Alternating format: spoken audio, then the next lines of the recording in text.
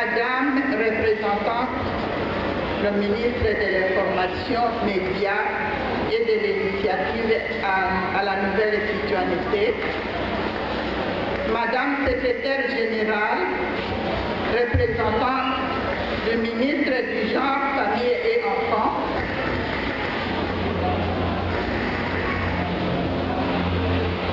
Monsieur le bourgmestre de la commune de Ngaba,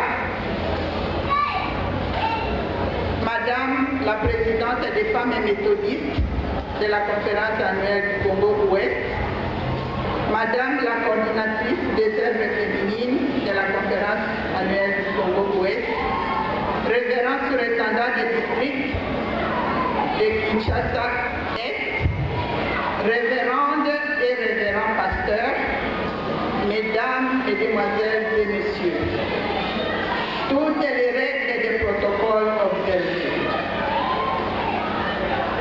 Je vous accueille ici au nom de Monseigneur David Kekomba Yemba, évêque résident et représentant légal de l'Église du Christ au Congo, de la 28e communauté méthodiste unie au Congo central. En effet, il aurait certainement voulu vous accueillir en personne,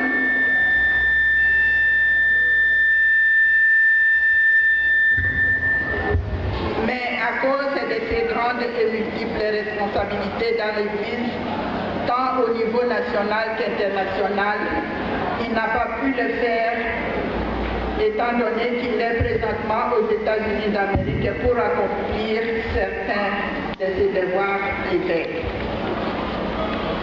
L'évêque m'a demandé de dire un mot en son nom à cette circonstance.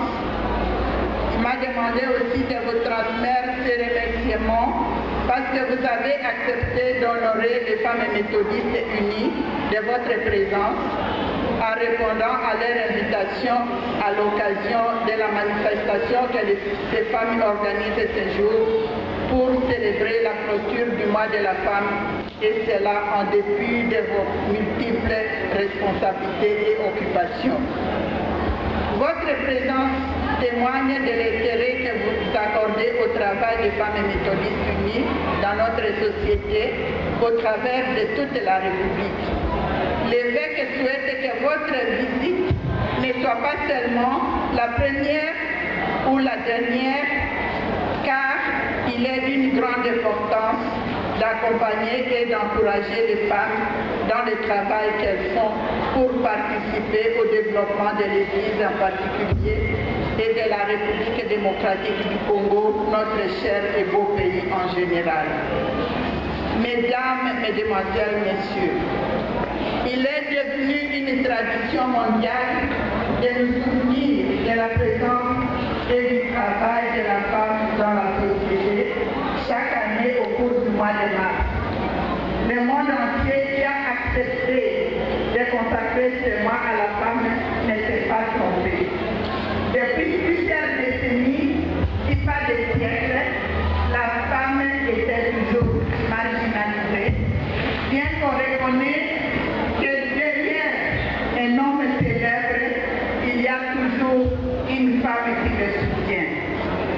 La femme est souvent restée en cette position de derrière, mais maintenant, l'heure a sonné où la femme doit prendre aussi la position de devant, pas pour faire la compétition avec l'homme dans le sens de concurrencer, mais plutôt pour faire valoir ses qualités et ses aptitudes dans la participation, autant que l'homme, dans la construction et le développement de notre société, dont la femme est celle qui donne la vie à l'humanité.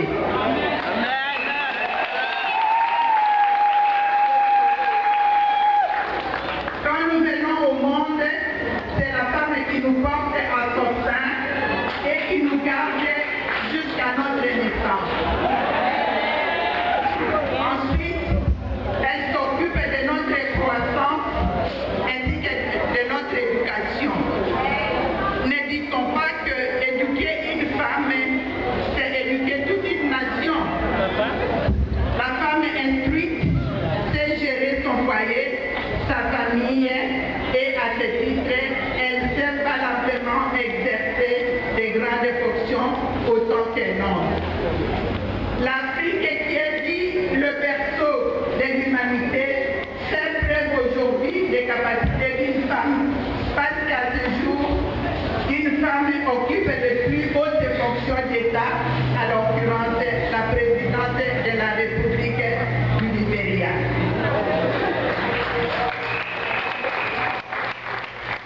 Comme vous pouvez le constater, elle fait un bon travail. Et c'est pour cette raison qu'elle a été même réunie à ces fonctions. Nous saluons les efforts fournis dans notre pays pour que la femme occupe la place de choix. Il y en a qui ont été élus députés, d'autres ont été nommés ministres, certaines sont professeurs d'université et d'autres des ménagères. Je ne saurais ici citer toutes les fonctions qu'occupe la femme dans différentes couches de notre société. L'appel à la nouvelle citoyenneté que fait ce gouvernement de notre pays est une interpellation pour nous les femmes qui sommes au centre de nos foyers. Je ne veux pas ici rappeler que le foyer est la cellule de base de toutes les sociétés. Ainsi, femmes, ouvre les yeux et les oreilles et approprie-toi le nouveau civisme pour que tu puisses éclairer ta famille, ton quartier, ton église, ton pays. Amen.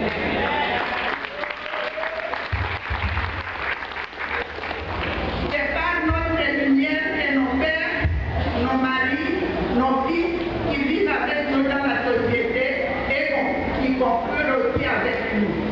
Pourrons-nous savoir aussi jouer leur rôle pour assurer le développement de cette terre que Dieu le Créateur nous a donnée pour son activité.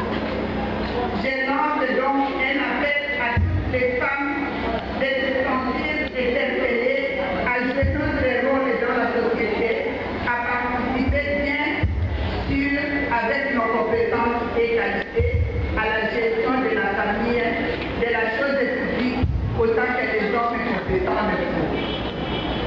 Aux hommes, je demande de soutenir la femme.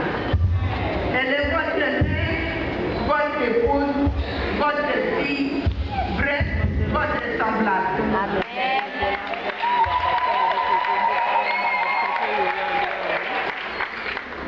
Le livre de la jeunesse nous dit dans la Bible qu'à la création, Dieu avait dit qu'il n'est pas bon que l'homme reste seul.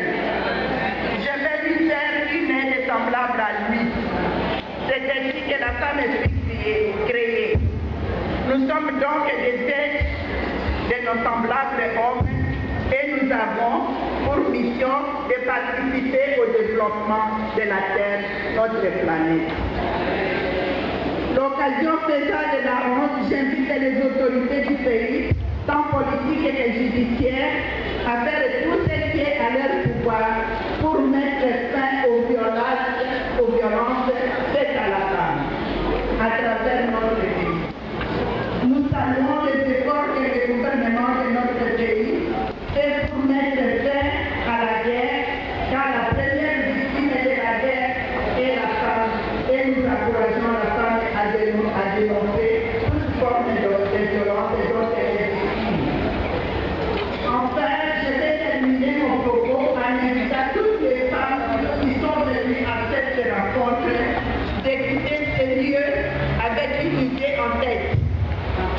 Faire de mon mieux pour apporter ma contribution, mes idées, mon soutien à tout ce qui est entrepris pour l'épanouissement de la femme. Travaillons avec cette idée en tête tout en méditant et réfléchissant sur notre responsabilité. Dans Philippiens chapitre 2 verset 12, Paul écrit « Vous faites bien, mais faites mieux encore. »